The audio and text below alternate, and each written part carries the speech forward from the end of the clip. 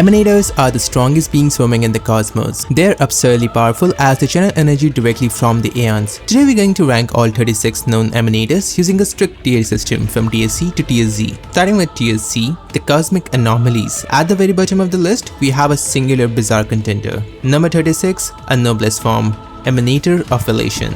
The Aeon Aha thought it would be a hilarious cosmic prank to give a brainless parasite a massive planet-shattering pool of emanator authority, but because it possesses the mind of an ordinary insect, it literally could not comprehend, conceptualize, or activate its own godlike path energy. If it had a developed brain, it would have been near the top as it held authority over the entire path of elation. Instead, it died instantly when Aha looked away. Number 35, Beatrice. One of the 4 harmonic string, an embodiment of Jipe, the emanator of harmony. She's not a frontier combatant. Instead, she takes celebration and dance, forcefully drawing out suffering through endless euphoria. Her abilities are mostly mind control and giving happiness, not actually doing any kind of damage in battles. And number 34, Concertina. Just like Beatrice, it's also one of the 4 harmonic strings and a non-combatant one. It takes sorrows and grief, putting chaotic or negative thoughts to sleep via somber music. While can be effective against a huge army to put them to sleep, it's like one-on-one combat abilities against top-tier emanators. Number 33, the Patina Justice, Yovu of Hunt. Not much is known about them, but they're described as cold bureaucratic type, and their lore abilities hints towards controlling dead or metal army. Their name Yovu means existence in nothingness, and the term Patina Justice is otherworldly journal in Chinese. An army-oriented bureaucratic person should not be put very high when we're discussing about top-tier front-end emanators. Number 32, the sea strategist Madame Yao Guang. It can be argued that she's weaker than Yovu, but her ability to bend reality by turning misfortune into absolute good luck puts her more battle-oriented, though she is still not a combat frontier at all. That's why we dropped her very low in this ranking. Number 31, Huayan. Governs the Xianzhi as the Flaming Heart. He's a master craftsman and the furnace master who actively channels Hua intense solar energies capable of forging divine god-killing weapons. Not just that, he's the oldest living native on the Xianzhi Alliance. He possesses centuries of frontline warfare expertise and has survived multiple major wars against the Abundance, as he's gone old with the time but still remains one of the strongest generals out there. Number 30, Jingyuan, the Hunt. The Divine Foresight, his hack symbolizes the Lightning Lord, a massive independent divine avatar that drops down from the clouds to split space and cleave entire armies with pure lightning. Because he acts as a calculated tactical backline shield rather than an aggressive frontline brawler, he sits below the pure military executioners. Number 29, Madame Herta, the Peerless Gem. Her hex allows her to control an infinite network of remote autonomous puppet bodies while reversing her own physical aging. If you try to assassinate her, you're only ever breaking a wooden toy, while her true body sits light silvery. She rules through science but lacks the immediate star-destroying kinetic pressure of the warlords above her. Number 28, the Mad Scientist, Dr. Primitive. The galaxy's most wanted mad scientist, his hex involves evolutionary regression fields, invisible waves of space distortion that instantly strip the intelligence away from advanced biological species. Developing soldiers and generals back into primitive primates, he easily neutralizes standard biological armies, but entities above him escape this by exiting outside of the flesh and bloody bodies. Number 27, thus speaks Sandar Vankurabara, the first member of Genius Society. His hex is knowledge singularity, allowing him to manipulate the fundamental math and physics equation governing local space. He literally built a cosmic computer that ascended into an aeon. His intellect is god tier, but in a raw cosmic duel, he can be physically obliterated before his calculations can finish rendering. Moving on to the A tier, frontline powerhouses. These are the destroyers and hyper leader fleet journals. At number 26, Acid Pyramid, a Lord Ravager whose hex focus on probability and misfortune manipulation. Alongside flawless shapeshifting and cloning, he holds insane destructive power and can change destiny's script, but he acts more as a chaotic schemer behind the lines than a direct vanguard duelist. Number 25, Zillow, the fallen Lord Ravager. His hex relied on leading a terrified armada of intergalactic bandits and outlaw to strip mine and pillage civilizations. While he possessed overwhelming frontline fleet power, he fell victim to pure tactical manipulation and was eventually replaced. Number 24, Arkfogor. He's the colossal silent blacksmith of the Anti-Metal Legion and an emanator of destruction. Unlike his fellow Lord Ravages who revel in immediate slaughter, Arkfogor treats annihilation as a mastercraft. Within his mountain-sized body burn 3 captive suns, providing the cosmic heat necessary to siphon star cores and melt down entire civilizations. Guided by the philosophy that there is no line between the smith and the smithed, he reshapes the conquered into monstrous biological weapon and massive world-cracking dreadnoughts. His ultimate mastery is in the horrific ability to invert the atomic structure of planets, converting entire world into volatile antimatter to trigger instantaneous absolute implosions. Number 23. Luxabane, the ancient sun devourer. His hex lets him swallow the light active stars to freeze entire solar system to death in absolute darkness. He famously extinguished 1/3 of the Uvana chain star zone. He's a terrifying macro-environmental threat, but his star-eating campaigns take time to complete, like over hundreds of years, leaving him open to hyperfast direct physical blitz. Number 22. Yueyu the Hunt, the fallen vanguard of the Yaoqing. Her hex relied on relentless frontline pressure, utilizing a lethal spirit aura to cleave through armies alongside her elite verdant knights. She was an unmatched close quarters martial commander, but during the Third Abundance War, she was caught in the epicenter of the battlefield, permanently erased by the collateral blast of a Luxever dropped by her Aeon Lan. Number 21. Tang Xiao, the former general of the Luofu. He's the previous wielder of the Lightning Lord as well. He was famous for violently overpowering Abundance Abomination that couldn't be killed by normal means, permanently shattering their undying flesh. During his confrontation with Shuhu, he has destroyed him multiple times. However, his reliance on raw physical attrition left him outpaced by the dimensional speed of his successors. Number 20. Guan Xuan, the siege killer of the Hexa fleet. She is described as mighty and powerful.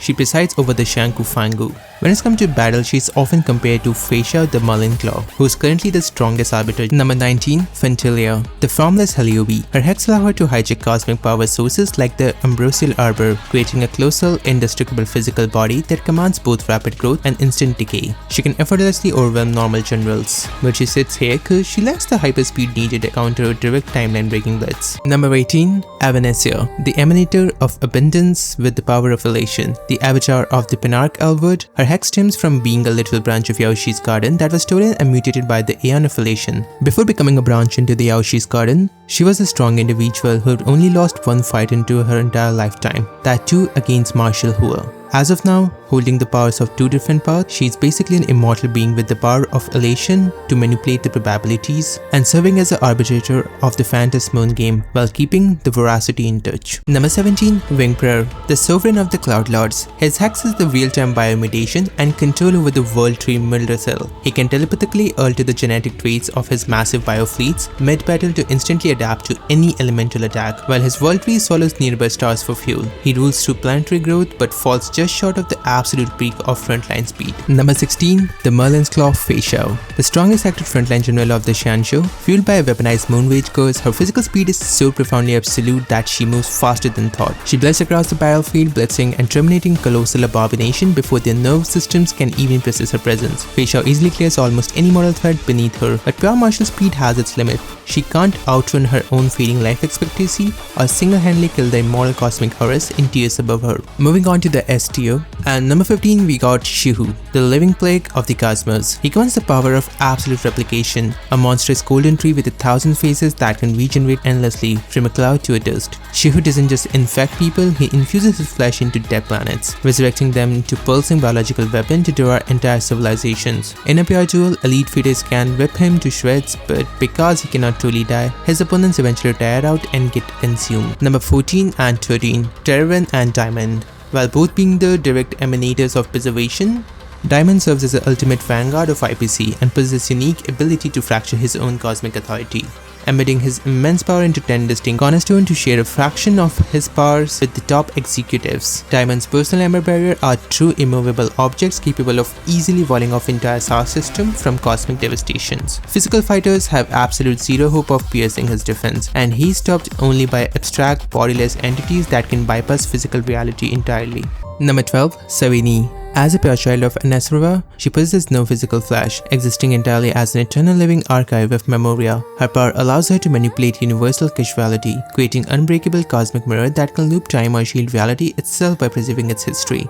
Normal physical weapons pass completely through her straight line form, and she can only be overcome by entities whose pure destructive output can burn reality and incinerate the very cause of existence. Number 11. Evanite, a powerful mimetic entity born from a deepest shadow of the memory zone, wielding the conceptual force of oblivion. She's a rogue fragment of remembrance who can weaponize structural amnesia on a planetary scale. By unleashing a devastating black tide of oblivion across the world, she does not just kill, she seamlessly bleeds away the collective consciousness, history and memories of the entire population. simulations, trapping their minds in a perpetual state of forgotten identity. Cause she is woven entirely from raw memory and information rather than a physical matter, standard kinetic weapons and brute physical force pass harmlessly through her form. Far more than a mere archive thief, Emanators represents a major threat to the cosmic order. She actively defies the Garden of Recollection, seeking to bury the past in absolute dark to shield her counterpart. Moving to SS tier, these frontline juggernauts wield the absolute peak of destructive forces. At number 10, we have Elenev, one of the 4 harmonic string, an embodiment of Shipe. Unlike other harmonic strings, Elenev is a frontliner. Her cosmic authority was symphonic resonance, a terrifying power that forces entire star-spamming armadas into a single unified mental frequency. By stripping away individuality, she mind melds galactic fleets to move and strike as a singular flawless weapon. She anchors the bottom of this tier because her supreme collective authority was ultimately shattered and violently absorbed by the monsters right above her. Number 9. Finan, the Lawbreaker of Amphorius the Deliverer. Weaponizing the core flame of world bearing, he commands the absolute pinnacle of a single targeting striking output. He holds the legendary god-defying feat of drawing Nanook's gaze and using that very power to physically strike and wound the Aeon of Destruction itself. In a pure duel, his concentrated world-burning blade can pierce almost any defense, but he ranks here because he cannot easily replicate that apocalyptic output across entire galaxies simultaneously like the entities above him. Number 8. Skaracabaz. Birthed as a colossal star-devouring emanator of this farm, this ancient insectoid horror consumes active suns as fuel to exceptionally replicate itself across the cosmos. It functions as a decentralized parasite collective mind. If even a single clone survives, the entire galaxy-wide armada can fully regenerate in seconds. Defeating requires absolute simultaneous macro-scale erasure, making it a terrifying filter that effortlessly crushes any entity lacking massive area of effect destruction. Number 7. Selenova, the ultimate frontline general of Antimatter Legion, forged by Nanook from the literal ashes of the fallen Harmony entity, Elenev. She commands a twisted apocalyptic version of absolute unity. She possesses the impossible ability to perfectly synchronize millions of warships across the light years, effortlessly turning enemy vanguard forces against themselves. She can manipulate whole planetary hive minds but falls just short of the ultimate mortal will. Number 6. The Marshal Hua, the supreme leader of Xianzhou Alliance, armed with the absolute pinnacle of mortal tactical genius and a blazing phoenix aura. She commands a refined hunt energy capable of incinerating entire planetary corruptions in a single strike. Hua represents the absolute ceiling of mortal combat, possessing thousands of years of undefeated battlefield experience. If an opponent lacks a literal reality-bending cosmic cheat code to rewrite existence, Marshal Hua will effortlessly dismantle them. Moving on to Z tier, the Cosmic Admin and Reality Erasers. These entities hold root level commands over existence. They do not deal physical damage, they alter the universe's source code. They are completely unaffected by lower tier physical, biological or spiritual hexes. At number 5, we have Iron Tomb, the Funeral of Erudition, the Lord Ravager. It completely bypassed standard physical warfare, requiring zero physical presence to annihilate a world. Operating as a terrifying inversion of a cosmic logic,